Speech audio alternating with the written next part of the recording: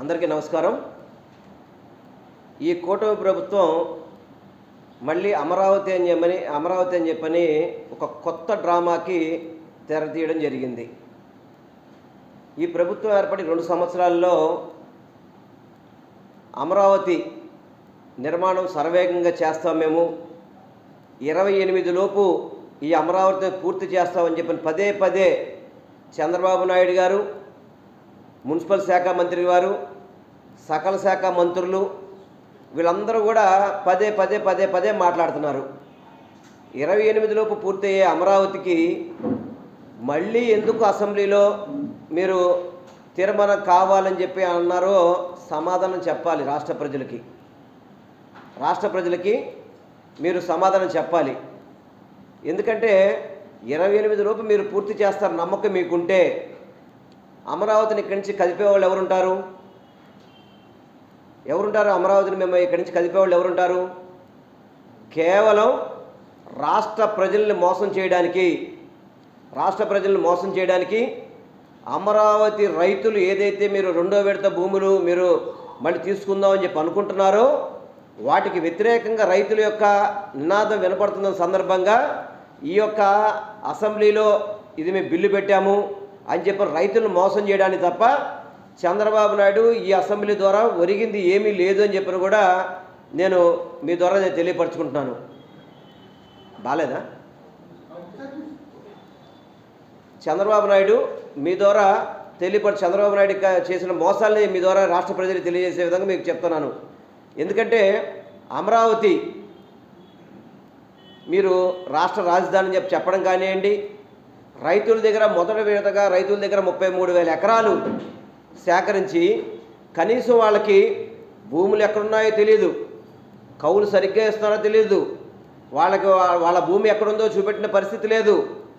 రైతులందరూ కూడా ఆందోళన చేస్తుంటే మళ్ళీ మీరు 2వ విడతలో మేము అక్కడ ఎయిర్పోర్ట్ కడతాము, అక్కడ పోర్ట్ కడతాము, లేకపోతే అక్కడ రైల్వే స్టేషన్లు కడతాము అని చెప్పని 1000 ఎకరాలు మళ్ళీ భూమి మీరు సమీకరణ కోసం మీరు ప్రయత్నం చేస్తున్నారు. ఆ ప్రయత్నానికి ఏంటంటే అక్కడ రైతులను మోసం చేయడానికి నిజంగా మీకు చిత్తశుద్ధి ఉంటే కనుక అసెంబ్లీ తీర్మానం ఒక్కటి సరిపోతుందా? కౌన్సిల్ తీర్మానం కూడా కావాలి కదా.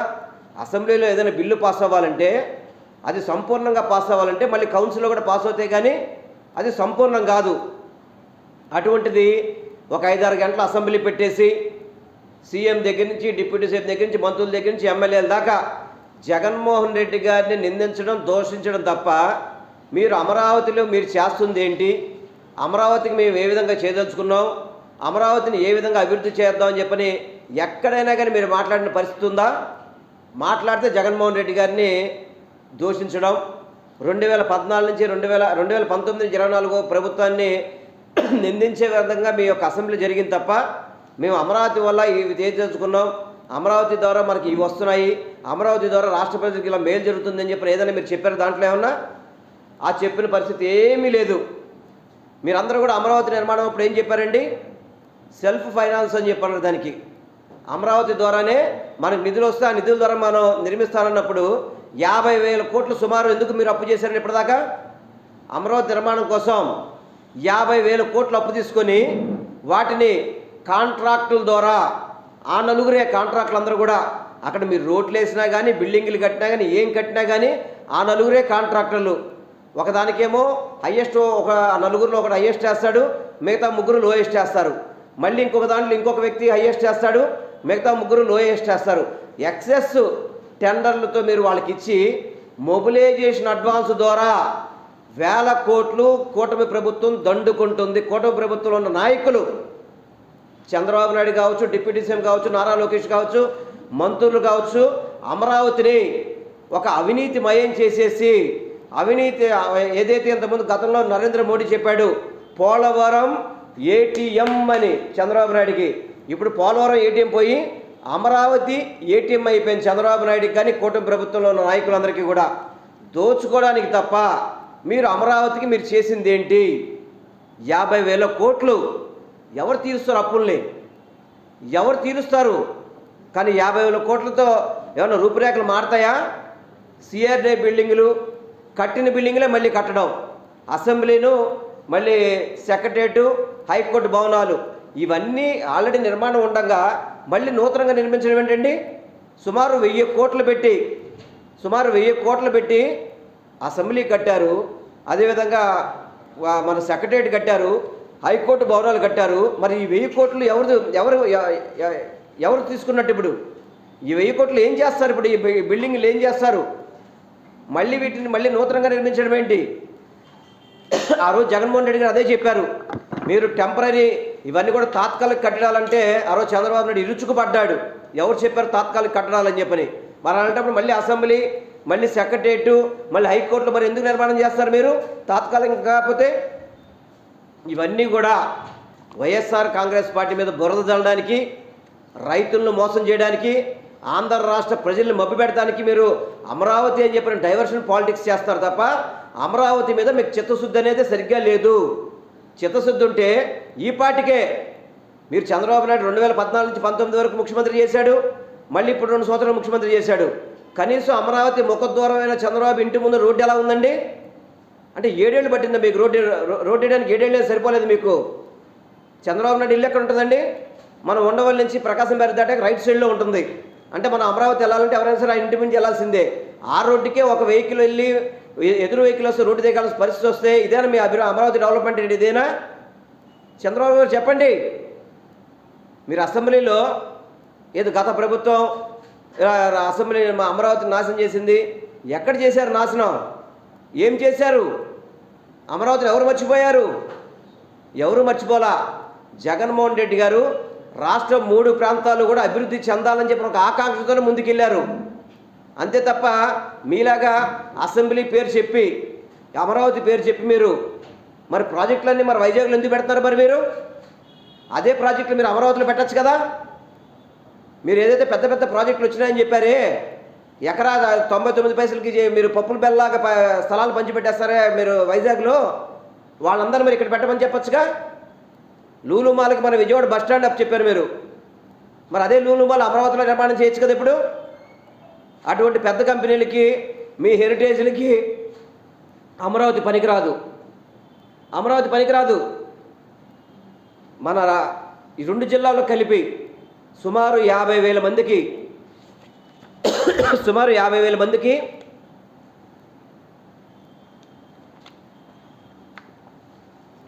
పేదలకి ఇళ్ల స్థలాలు కేటాయిస్తే వాటిని రద్దు చేస్తారా?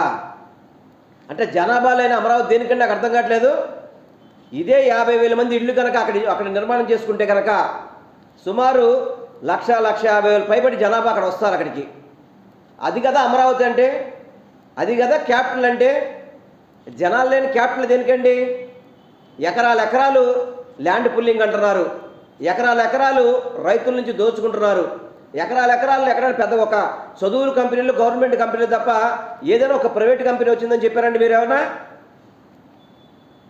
ఏది విట్ కాలేజీలు, ఎస్ఆర్ఎంలు కాలేజీలు అంటే పిల్లలు ఎంత దూరం ఉన్నా కూడా వెళ్తారు బ్రాండ్ ఉన్న కాలేజీలకి. మీరు ఎందుకు ఏ కంపెనీ కూడా తీసుకురావట్లేదు? మీరేదని చెప్పుకునే హెరిటేజ్ కంపెనీ అక్కడ పెట్టచ్చు కదా అమరావతిలో. ఈ లూలు మాల్కి, టీసీఎస్లకి, ఐటీ కంపెనీలకి వైజాగ్లో మీరు స్థలాలు ఇస్తారు కదా, వాళ్ళందరూ అమరావతిలో పెట్టించచ్చుగా మీరు. అంటే వాళ్ళకి నమ్మకం లేదు, వాళ్ళు వస్తారని నమ్మకం లేదు. ఇప్పుడు జగన్మోహన్ రెడ్డి గారు చెప్పిన పనేగా మీరు చేస్తుంది కూడా. జగన్మోహన్ రెడ్డి గారు చెప్పిన పనేగా మీరు చేస్తుంది. ఆయన ఒకటే చెప్పారు, వైజాగ్ ఆల్రెడీ డెవలప్డ్ సిటీ కాబట్టి దాన్ని కొంచెం అభివృద్ధి చేస్తే మన రాజధానితో పోటీ పడుతుందని చెప్పన్నారు ఆయన. మీరు చేస్తున్న పని కూడా అదే కదా ఈరోజు చేస్తుంది. మీరు అమరావతిని మోసం చేయట్లేదు. మరి మీరు పెద్ద పెద్ద కంపెనీలు పెట్టి అక్కడ వైజాగ్లో మీకు అవకాశం కల్పిస్తుంటే వాళ్ళకి అమరావతిలో ఎందుకు మీరు నిర్మాణం చేపట్టట్లేదు? మీరు వాళ్ళందరికీ కూడా ఎందుకు ఇవ్వట్లేదు? మీరు ఖర్చులు చూసుకుంటే కనుక భారీ అంచనాలు, గతంలో కంటే కూడా అంచనాలు పెంచేసి అదే కంపెనీలకి కాంట్రాక్టులు ఇస్తుంటే అసలు ఎంత దారుణంగా నిస్సిగ్గుగా అవినీతి నది నిస్సిగ్గుగా చేస్తున్నారు వీళ్ళు. ఎవరు కూడా ఎక్కడ కూడా తడపడట్లేదు. ఎందుకంటే ఒక స్క్వేర్ ఫీట్కి 11,000 మొదలు 14,000 వరకు ఇచ్చేస్తున్నారు.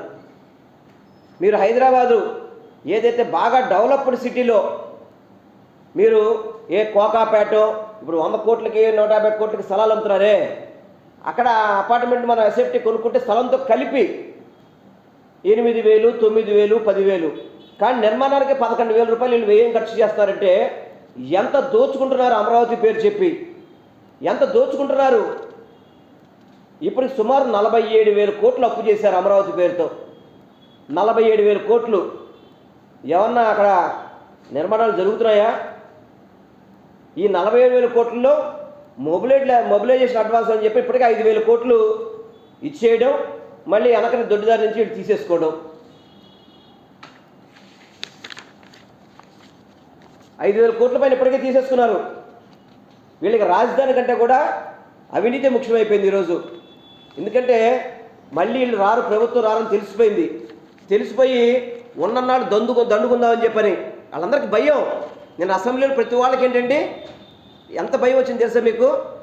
2029లో మళ్ళీ అతను వస్తాడేమో అని చెప్పని నారా లోకేష్ కానీ, పవన్ కళ్యాణ్ కానీ, మంత్రులు కానీ అందరూ కూడా అతను వచ్చేస్తాడు, రాకేం చేస్తాడు జగన్మోహన్ రెడ్డి, మీరు చేసే తప్పులు, మీరు చేసే పాపాలు ప్రజలు చూడట్లేదా? ఒకసారంటే మోసపోయారు ప్రజలు, మాటికి మోసపోరు. తప్పకుండా 2029 ఎప్పుడు ఎన్నికలు వచ్చినా కానీ జగన్మోహన్ రెడ్డి గారు ముఖ్యమంత్రి అవ్వడం ఖాయం. మీరు చేసే అవినీతులను కూడా ఎంక్వైరీ చేయడం ఖాయం. అంతే తప్ప అమరావతి పేరు చెప్పి గతంలో మరి వాళ్ళ పిఎస్ శ్రీనివాస్ మీద ఇన్కమ్ ట్యాక్స్ నోటీసులు ఎందుకు ఇచ్చిందండి? అమరావతిలో కమిషన్ల ద్వారా 2,000 కోట్ల అవినీతి జరిగిందని చెప్పని సాక్షాత్తు చంద్రబాబు నాయుడు పిఏకి ఇన్కమ్ ట్యాక్స్ నోటీసులు ఇవ్వలేదా? ఇస్తే అమెరికా పారిపోయి మళ్ళీ చంద్రబాబు నాయుడు సీఎంఐకి మళ్ళీ అమెరికా నుంచి వచ్చాడు. మరి ఇన్కమ్ ట్యాక్స్ డిపార్ట్మెంటు దీనికి సమాధానం చెప్పాలంటే మీకు కూటమిలో ఉంటే మాత్రం ఇన్కమ్ ట్యాక్స్ డిపార్ట్మెంట్ ఆగిపోతుందా? దీనికి సమాధానం చెప్పాలి. అమలుగానే హామీలు, అమరావతిలో ఒలింపిక్స్ ఆడిస్తాడంట, అమరావతిలో ఏదో తీసుకొచ్చేస్తాడంట, ఇవన్నీ చెప్పి తప్పుడు హామీలతో నువ్వు గద్దెనెక్కావు. గద్దెనెక్కువాడు కనీసం చిత్తశుద్ధితో పనిచేస్తావా? పనిచేసే పరిస్థితి లేదు. కేవలం దోచుకోవడానికి అమరావతి పేరు చెప్పి అడ్డంగా దోచుకోవడానికి తప్ప దేనికి కూడా అమరావతి మీద వాళ్ళకి ప్రేమ లేదు. అమరావతి అని పేరు చెప్పి విజయవాడ నగరాన్ని మోసం చేస్తున్న వ్యక్తులు కూటమి నాయకులందరూ కూడా. ఈ 2 సంవత్సరాల్లో విజయవాడ నగరం అంతా కూడా అభివృద్ధికి కుంటుపడిపోయింది. ₹1 కూడా రాష్ట్ర ప్రభుత్వం నిధులు రాలేదు. ఎక్కడ వేసిన గొంగలు అక్కడ ఉన్నట్టుగా గతంలో మేము చేసిన 5 ఏళ్ల అభివృద్ధి తప్ప ఈ 2 సంవత్సరాల్లో ₹1 కూడా అదనంగా రాష్ట్ర ప్రభుత్వం నుంచి విజయవాడ నగరానికి అభివృద్ధి నిమిత్తంగా తీసుకురాని దద్దమ్ములు ఈ విజయవాడ ఎంపీ కానీ, విజయవాడలో ఉన్న ఎమ్మెల్యేలు కానీ. విజయవాడ అభివృద్ధి ఏమన్నా మీరు పట్టుకుంటారు? అసలు ఏమన్నా మాట్లాడితే విజయవాడ ప్రజలు అమరావతి చూడండి, అమరావతి అభివృద్ధి చేస్తామని చెప్తే విజయవాడ నగరం అభివృద్ధి అవసరం లేదా? విజయవాడ ప్రజలకు మౌలిక సదుపాయాలు అవసరం లేదా? డెవలప్ చేయరా మీరు విజయవాడ నగరాన్ని?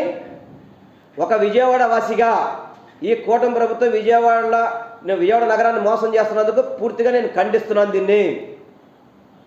నిన్న అసెంబ్లీలో చంద్రబాబు నాయుడు ఒక 55 నిమిషాలు మాట్లాడాడు, పవన్ కళ్యాణ్ మాట్లాడాడు, నారా లోకేష్ మాట్లాడాడు.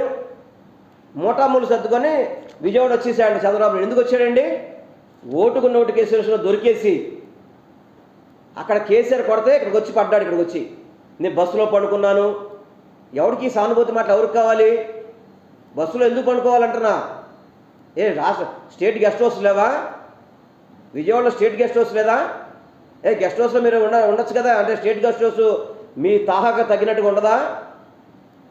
ఆర్ఎన్బి గెస్ట్ హౌస్ లేదా? ఆ రోజు ఇరిగేషన్ గెస్ట్ హౌస్ లేదా? మీరు గెస్ట్ హౌస్లో ఉండొచ్చు కదా. అంటే ప్రజల్ని మోసం చేయాలని, ప్రజల ద్వారా సింపతి పొందాలని చెప్పని మీరు ఎప్పుడు కూడా రాజకీయాలు చేయడమే తప్ప, రాజకీయాలు చేసి ఓట్లు సంపాదించాలని తప్ప మీరు ప్రజలకు మంచి చేయాలని కానీ, ప్రజలకు మేలు చేయాలని కానీ ఏ విధమైన చిత్తశుద్ధి ఈ కూటమి నాయకులకు లేదు. నేను మీ ద్వారా చంద్రబాబు నాయుడు కానీ, నారా లోకేష్ కానీ, పవన్ కళ్యాణ్ కానీ, బీజేపీ నాయకులకు చెప్తున్నా, తప్పకుండా రేపు 2029 జగన్మోహన్ రెడ్డి గారు ముఖ్యమంత్రి అవుతారు. తప్పనిసరిగా ఈ యొక్క ప్రాంతాలని, ఈ యొక్క అమరావతి ప్రాంతాలను కానీ అవన్నీ కూడా అభివృద్ధి చేసేది జగన్మోహన్ రెడ్డి గారు మాత్రమే. వీటితో పాటు వైజాగ్ అభివృద్ధి అయితే, రాయలసీమ అభివృద్ధి చెందుతుంది, అన్నీ కూడా సమతుల్యంతో అభివృద్ధి చేసుకుని ముందుకెళ్తారు తప్ప మీలాగా అమరావతి అని చెప్పిన అవినీతి ఎవరైతే అవినీతి చేస్తారో వీళ్ళందరి బండారం కూడా. ఇంకా చెప్పాలంటే ఆర్టీ యాక్ట్ ద్వారా అమరావతి గురించి అడిగితే కనీసం దాని సమాధానం కూడా రాష్ట్ర ప్రభుత్వం చెప్పట్లేదు. ఆర్టీఐ ద్వారా కనుక అప్లై చేస్తే అమరావతి అంటే ఏంటి, అమరావతికి అక్కడ అప్పులు తీసుకున్నారు, ఆర్టీ యాక్ట్ కూడా వాళ్ళు సమాధానం చెప్పట్లేదు వాళ్ళు.